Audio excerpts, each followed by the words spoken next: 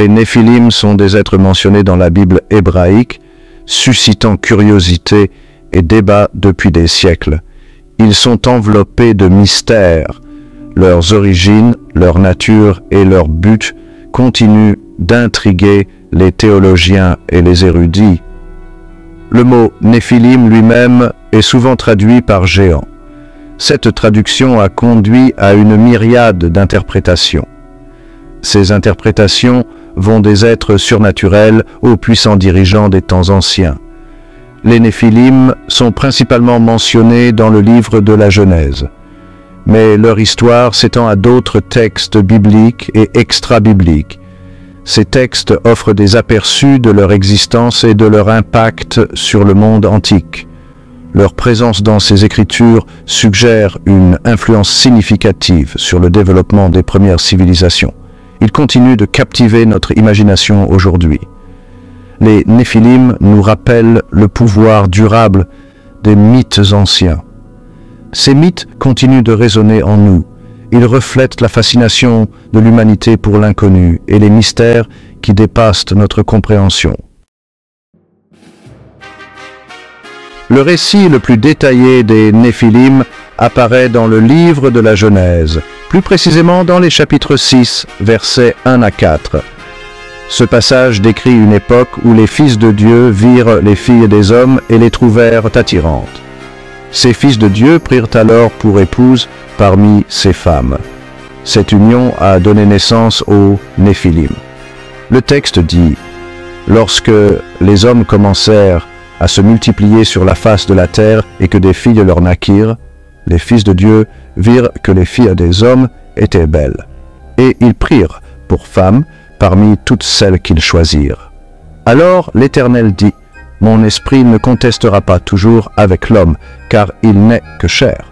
Ses jours seront de 120 ans. » Les Néphilim étaient sur la terre en ces jours-là, et aussi après, lorsque les fils de Dieu vinrent vers les filles des hommes, et qu'elles leur donnèrent des enfants. Ce sont les héros d'autrefois, des hommes fameux. Ce passage soulève de nombreuses questions sur l'identité des fils de Dieu et la nature des Néphilim. L'ambiguïté du langage utilisé dans la Genèse a donné lieu à de multiples interprétations. Ces interprétations tentent de donner un sens à cet épisode énigmatique de l'histoire biblique. Comprendre le contexte de ce passage dans le récit plus large de la Genèse est crucial. L'apparition des Néphilim est présentée comme un signe de la méchanceté humaine et une transgression de l'ordre divin. Cela prépare le terrain pour le récit subséquent du déluge. Ce déluge était un événement cataclysmique destiné à purifier la terre de la corruption. Le terme Néphilim lui-même pose un défi de taille pour comprendre ces personnages. L'étymologie du mot est incertaine. Les érudits offrent diverses interprétations de sa signification et de sa dérivation. Certains relient le mot au verbe hébreu « naphal » qui signifie « tomber ». Cette association suggère que les Néphilim étaient des êtres déchus ou des êtres qui sont descendus d'un état supérieur. D'autres proposent un lien avec la racine NPHL qui se rapporte aux géants ou aux êtres d'une taille et d'une force extraordinaires. Cette interprétation s'aligne sur la compréhension commune des Néphilim en tant que géants. Il est important de noter que le terme Néphilim n'apparaît que quelques fois dans la Bible hébraïque. Son utilisation peu fréquente ajoute au mystère qui entoure ces êtres. Malgré l'ambiguïté qui entoure le terme, la représentation des Néphilim comme des personnages puissants et intimidants est constante tout au long des textes bibliques. Qu'ils aient été des géants, des anges déchus ou quelque chose de complètement différent, leur présence dans le monde antédiluvien a marqué une période de bouleversement et de transgressions importants. Comprendre les différentes interprétations de Néphilim est essentiel pour saisir la complexité du débat qui les entoure. Cela met en évidence les défis de l'interprétation des textes anciens. Cela nous rappelle également que ces textes sont souvent ouverts à de multiples lectures et compréhensions. Section 4. Des géants sur la terre. Les Néphilim sont souvent décrits comme des géants dans la Bible hébraïque. Cette description a captivé l'imagination des lecteurs pendant des siècles. L'image d'êtres géants parcourant la terre évoque un sentiment d'émerveillement et de terreur. Elle suggère un monde très différent du nôtre. Les récits bibliques de la taille et de la force des Néphilim contribuent à leur réputation redoutable. On disait qu'ils étaient des hommes de renom, renommés pour leur prouesse physique et leur puissance militaire. Cette description s'aligne sur la mythologie ancienne du Proche-Orient. Les divinités et les héros géants étaient des figures courantes dans ces mythes. L'accent mis sur la physicalité des Néphilim peut refléter une préoccupation théologique plus profonde. Cette préoccupation concerne la nature de l'humanité et les conséquences de l'abandon de la loi divine. Les Néphilim, avec leur taille et leur force extraordinaire, pourraient être considérés comme une perversion de la création de Dieu. Ils représentent les dangers d'un pouvoir sans restriction et la corruption qui peut résulter de l'orgueil humain.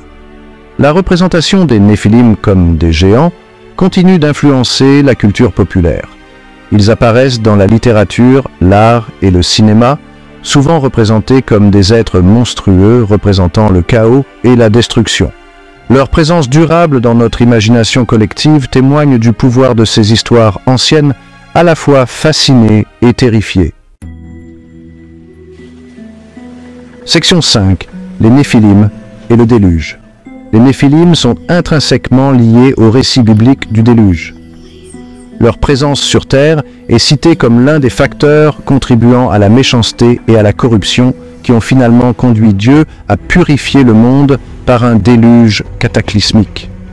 Genèse 6:4 déclare que les Néphilim étaient sur la terre à cette époque-là, et aussi après, lorsque les fils de Dieu sont allés vers les filles des hommes et ont eu des enfants avec elles.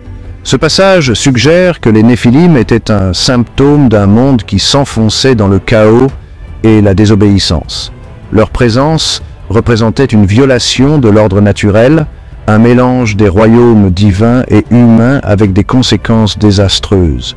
Le déluge, par conséquent, peut être interprété comme une réponse directe à l'existence des Néphilim, un jugement divin destiné à éradiquer leur influence et à rétablir l'équilibre de la création.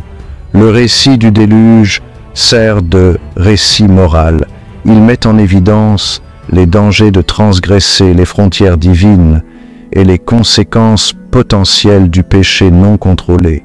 Les Néphilim, bien que n'étant pas la seule cause du déluge, symbolisent la corruption et la violence qui imprégnaient le monde antédiluvien, conduisant finalement à sa destruction. Ce lien entre les Néphilim et le déluge ajoute une autre couche à leur mystique. Il renforce leur image de signes avant-coureurs du chaos et de la destruction, leur présence étant inextricablement liée à un événement crucial de l'histoire biblique.